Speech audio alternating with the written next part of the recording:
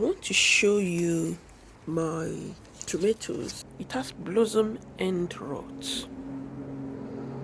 That's where the flower was, the blossom. Instead of falling off, it caused rotting there. So this has been wasted. I've seen some others which I'll also show you.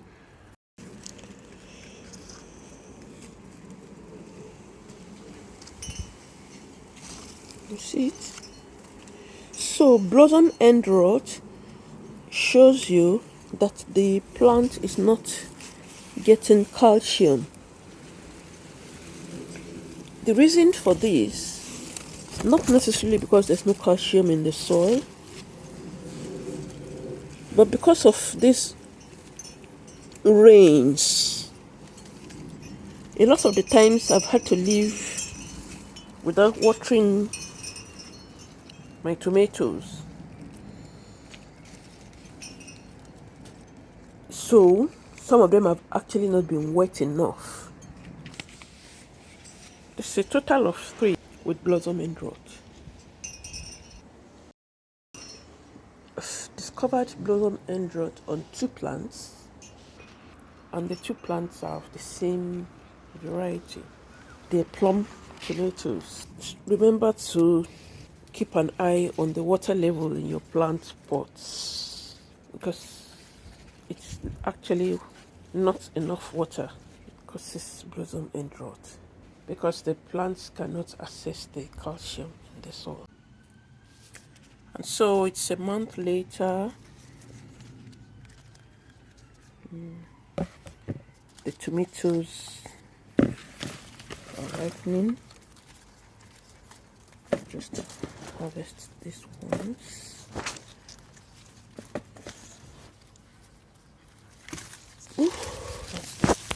Into the bed. Okay. And then over to the other side.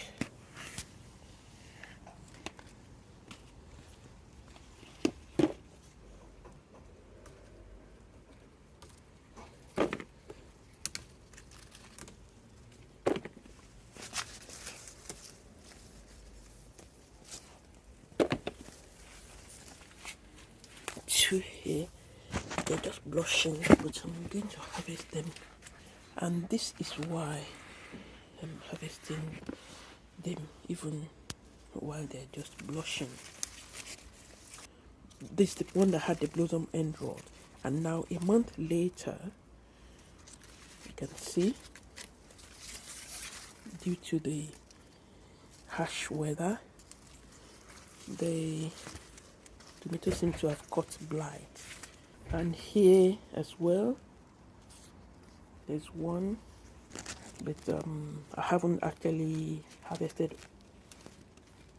I mean, the tomatoes on here just no, I don't even think any of them got ripe. So it's just the lack of care. And you can see on this. Now I'm going to have to use my other hand to harvest this.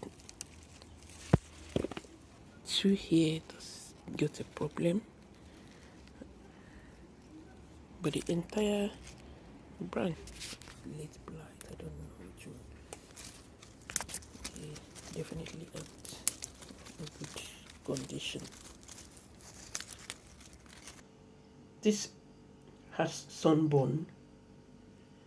So to prevent a situation like this, that's due to too much exposure to the sun, we use a shade cloth or just any form of shade that you can place, so that, because you can't move the tomatoes and turn it around anyway, you can put a kind of scarf or something to prevent it from constant exposure to the sun.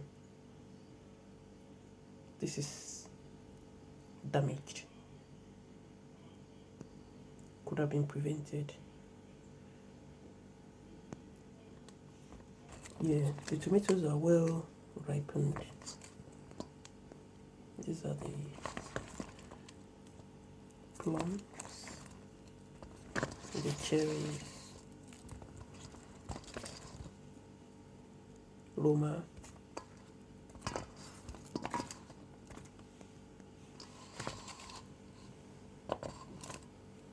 and though they were just blushing, they're properly ripe now.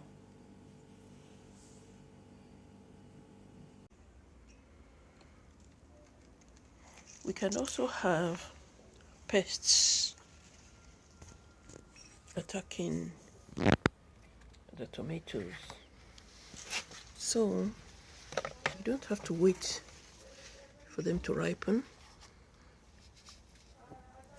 This goes into the compost, and then I'll harvest the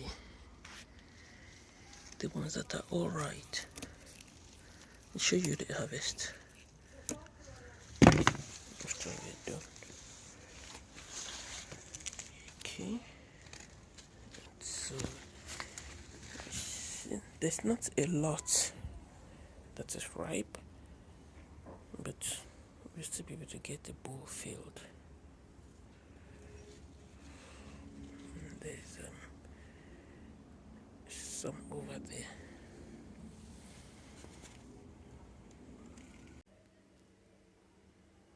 And this is another form of blossom end rot. I found it still a plum tomato as well. So that makes 4 of them.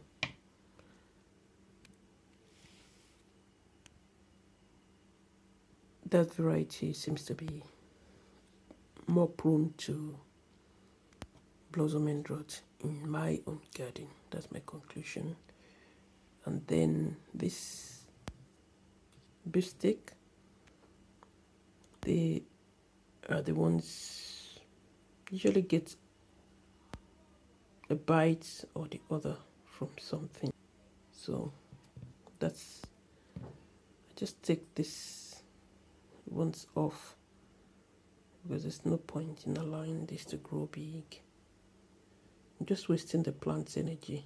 The other normal ones. So this is another form of what I'd call a pest problem in the garden. Yeah, so this is what we got.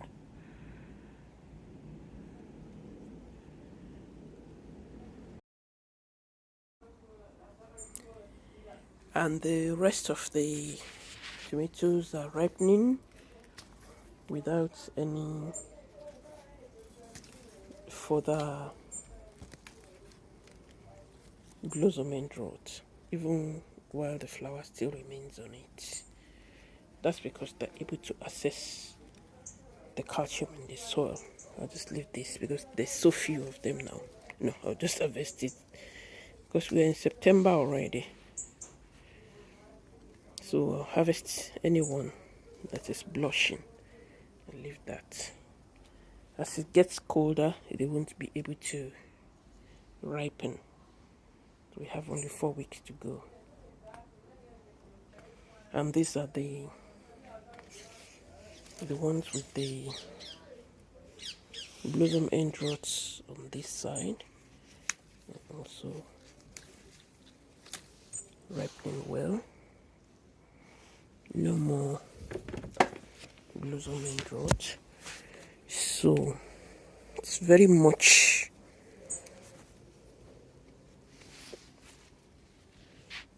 because they were not able to access the calcium in the soil.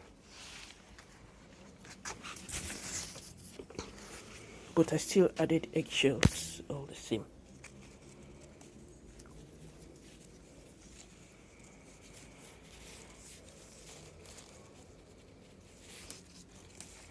And the eggshells that I add, it's not going to be available to them right away.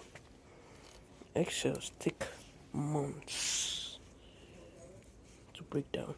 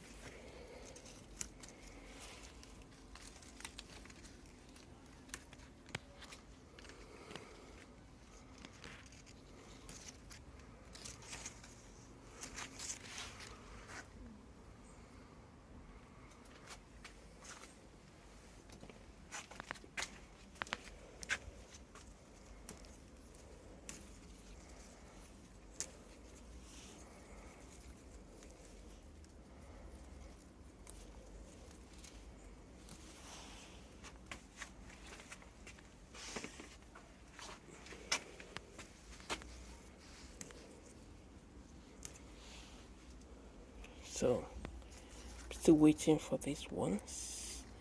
They're my yellow tomatoes.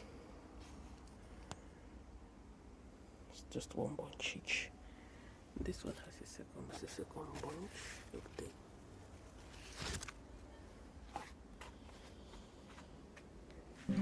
Thank you for watching.